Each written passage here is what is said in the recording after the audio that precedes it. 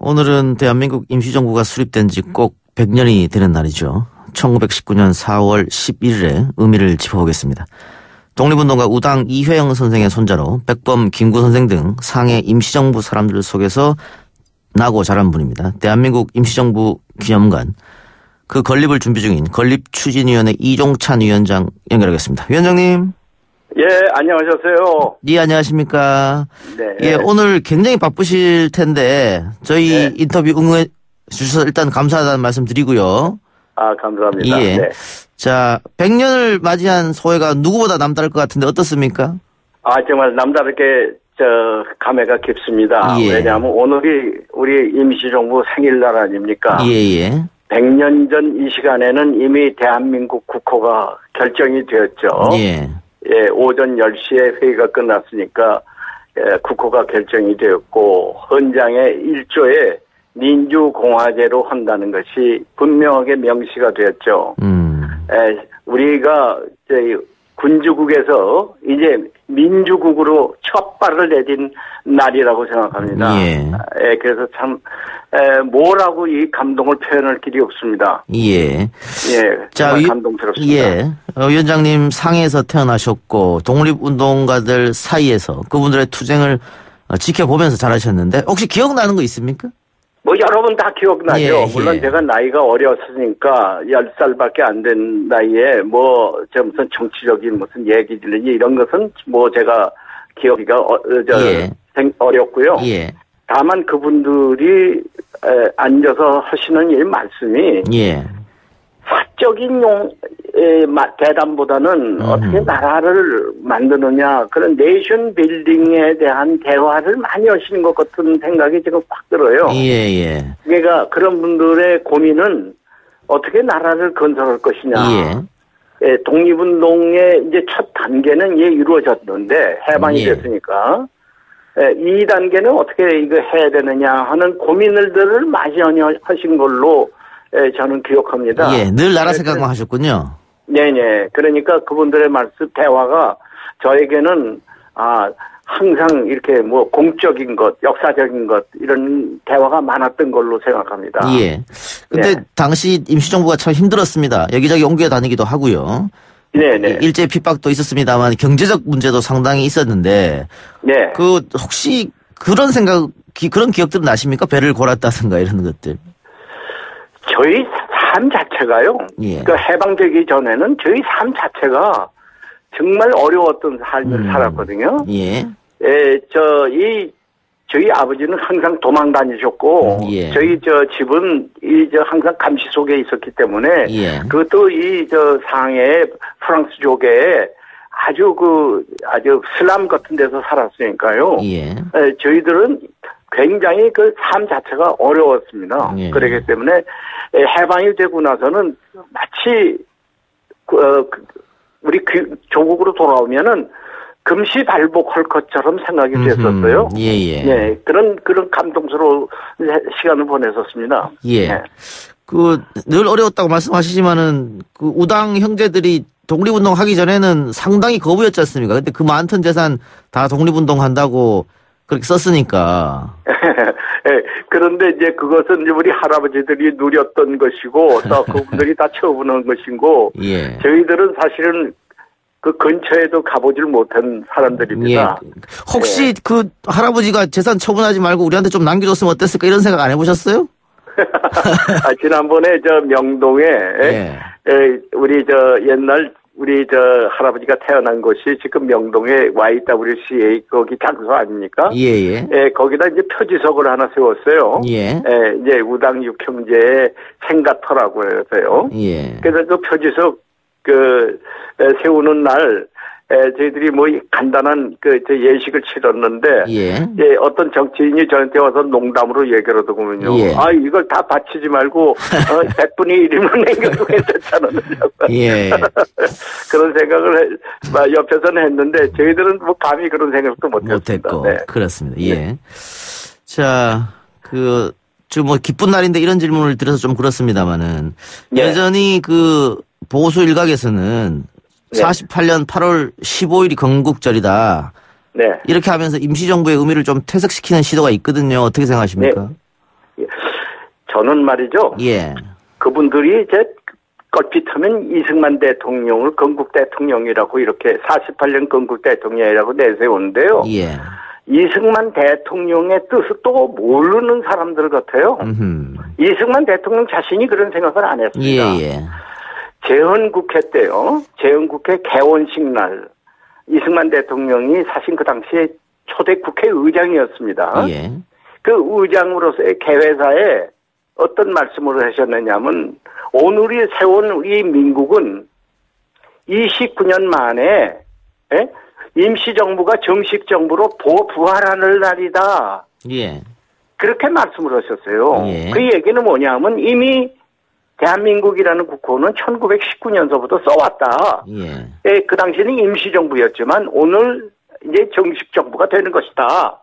이런 말씀이거든요. 예. 그러면 이런 역사의 연속성을 생각을 해야지 역사를 뚝 잘라가지고 언제부터 시작했다. 이거는 제가 생각하기엔 역사적도 잘 모르시는 분이고 이제 헌법도 잘 모르시는 분들이고 이승만 대통령이 어떤 분이라는 것도 잘 모르고 그분의 주장이 무엇인지도 잘 모르는 주장인 것 같습니다. 예, 네. 알겠습니다. 예. 자, 지금 우리 헌법을 보면요. 3.1운동으로 건립된 대한민국 임시정부의 법통을 개성한다 이렇게 정확하게 쓰여져 있는데 그 이 문구를 넣는 과정에서 이종찬 위원장의 역할이 컸다 이렇게 알고 있는데 맞습니까?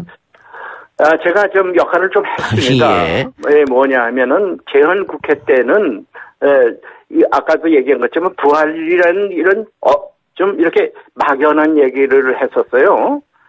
그래서 이런 뜻이다 저런 뜻이다 이렇게 해석상의 차이가 있었을 수가 있었습니다. 예. 그래서 특히 유신헌법이나 제5공화헌법에서는 전혀 그런 데에 대한 근거조차 없었고요. 다시 87년도에 이제 민주화가 되면서 다시 헌법을 개정을 할 때는 이젠 분명히 재헌국회 때 얘기한 것을 좀 더 분명히 해야 되겠다는 뜻에서 예. 김준엽 선생이라든가 여러분들이 그런 말씀을 하셨어요. 예. 저에게도 김준엽 선생이 이런 문구를 이렇게 분명히 넣지 않으면 나중에 또 혼란이 또 올 수가 있다. 그래서 이것을 좀 꼭 넣도록 해라 하는 당부를 하셔서 제가 사실은 그 당시 저는 헌법 개정위원이 아니었기 때문에 현경대의원에게 그 뜻을 전했죠. 그랬더니 현경대의원이 전부 이 문제를 다시 가다듬고 제가 또 야당 의원들에게도 설득을 했더니 야당 의원들은 그 당시에 다 동의를 해줬어요. 아하, 예. 그래서 이건 만장일치로 합의된 문구입니다. 예. 그래서 이거는 우리의 역사를 분명히 우리 정부의 성격이라든가 이런 것을 분명히 하는 거기 때문에 상당한 의미가 있다고 생각합니다. 그 임시정부 역시 우리 국회 시작이라고도 볼 수 있는데요. 정치의 시작이고. 그런데 임시정부가 그 한때는 각 의원들 또 독립운동가들의 또 이념이나 출신지 의견이 달라가지고 약간 분열하는 모습도 있었습니다. 네네. 예, 그리고 그 후에 또 우리 또 재헌 국회가 만들어지고 이후에도 조금 여야 갈등이 좀 많았거든요. 위원장님도 국회의원 하셨습니다만은. 근데 지금도 그런 여야 갈등이 많은 것 같아요. 이 갈등과 분열 어떻게 하면 해결할 수 있을까요? 저는 꼭 한 가지 말씀드리고 싶어서 인정 정신으로 좀 돌아갔으면 좋겠다 이런 생각이 듭니다. 인정 정신이라는 게 뭐냐? 자주 독립, 민주공화, 그 다음에 통합입니다. 통합. 여기에는 이념, 사상과 이념과 지역과 세대 이런 갈등을 모두 통합이라는 우리나라를 갖다가 올바르게 자주 독립하고 민주공화제를 이룩하기 위해서는 통합하자는 뜻입니다. 지금도 우리는 우리나라를 올바르게 끌고 나가기 위해서는 여야 갈등의 폭을 좀 줄여서 서로 통합하는 그러한 마음으로 돌아갔으면 좋겠습니다. 그게 바로 임정정신이라고 생각해서요. 저는 어제 대한민국 임시의정원이 개원하는 날 아니었습니까? 100년 전에요. 그러니까 이제 100년 됐으니 이제 여야도 당시 100년 전에 임시의정원이 통합했던 그런 똑같은 마음으로 좀 돌아가셨으면 좋겠다는 생각을 했습니다. 예. 오늘 또 여야 의원들이 그 중국의 임시정부 청사 같이 방문했다고 하는데. 정말 기뻐해야 할 일이라고 그렇죠? 생각합니다. 예. 네. 오늘만큼은 정쟁이 없었으면 하는 그런 생각이고요. 네네. 예. 위원장님, 임시정부 100주년을 맞이한 올해. 예. 특히 그 사회주의 사상을 가졌던 독립운동가들의 서훈 문제가 좀 불거졌습니다. 네네네. 예. 약산 선생에게 서훈을 해야 되느냐, 뭐 이런 논란이 있는데 여기는 어떻게 생각하십니까?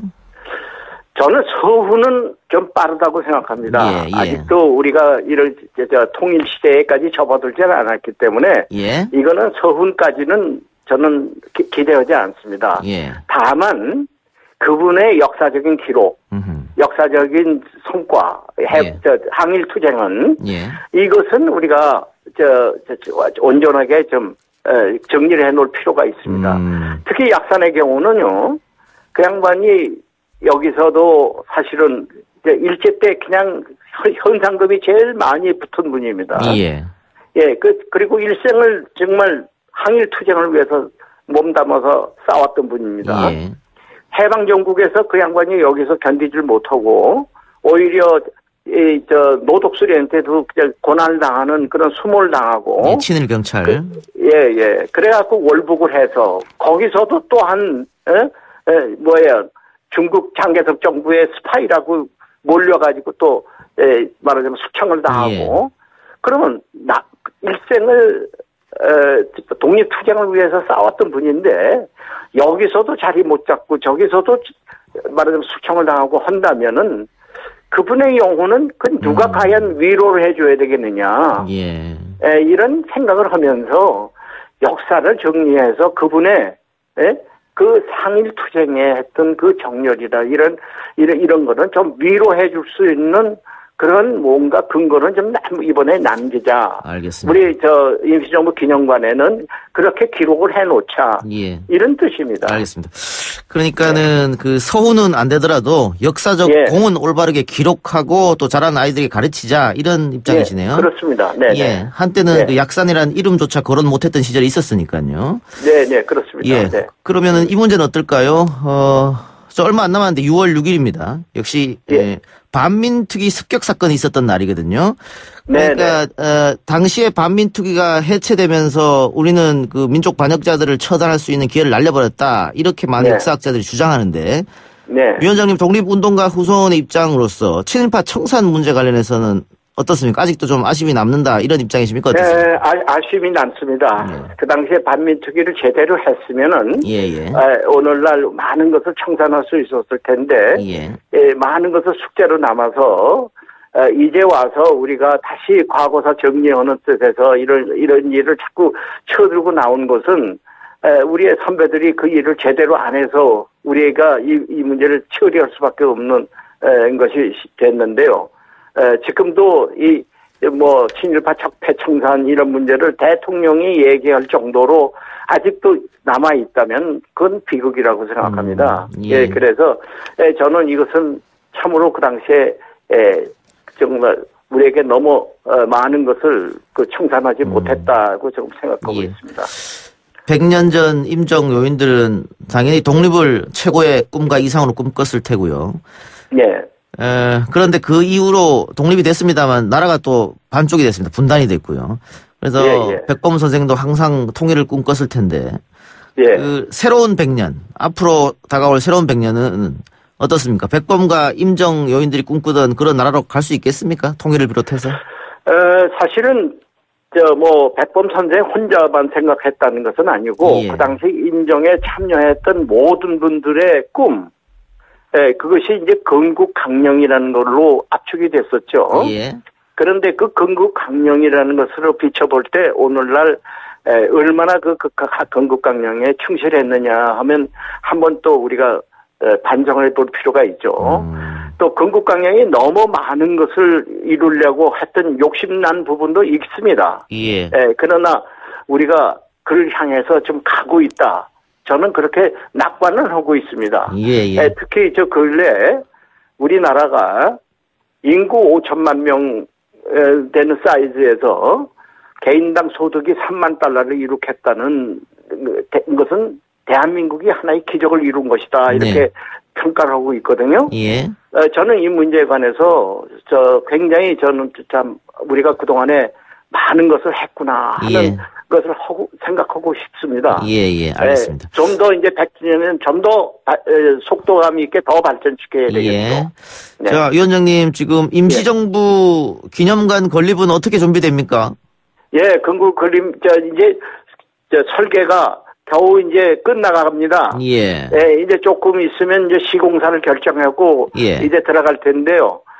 그동안에 사실은 2019년 4월 11일 오늘 준공했어야 옳았을 텐데 준공하지 못한 것을 국민 여러분께 대단히 송구스럽게 생각하고 유감스럽게 생각합니다. 아이고, 그러나 2년 늦어졌으니까 2년 후에 2021년에는 꼭 국민들에게 임시정부 기념관을 한번 선보일 수 있도록 하기를 제가 열심히 뛰겠습니다.